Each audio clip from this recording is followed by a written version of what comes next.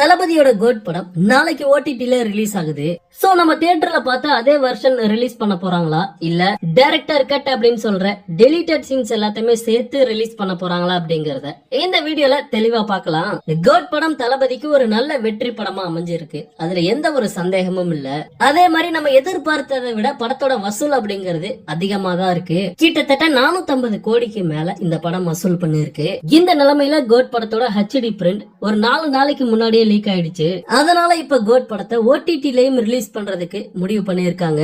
So நாளைக்கு code படம் நெட்ஃபிளிக்ஸ்ல release ஆகுது. லீக் ஆன கோட் படத்தோட HD பிரிண்ட்ல பார்த்தோம்னா எந்த ஒரு டெலிட்டட் சீன்ஸுமே கிடையாது. நம்ம தியேட்டர்ல பார்த்தா அதே வருஷம் தான் லீக் ஆயிருக்கு. பட் OTT-ல டைரக்டர் கட் அப்படின்னு சொல்ற டெலிட்டட் சீன்ஸ் எல்லாமே சேர்த்து ரிலீஸ் ஆக போகுதா அப்படின்ட்டு தெரியல. ஆனா மேக்ஸிமம் டெலிட்டட் சீன்ஸோட OTT-ல ரிலீஸ் ஆகிறதுக்கு வாய்ப்பு இல்ல அப்படிங்கிற மாதிரி தான் ஒரு நியூஸ் கிடைச்சிருக்கு.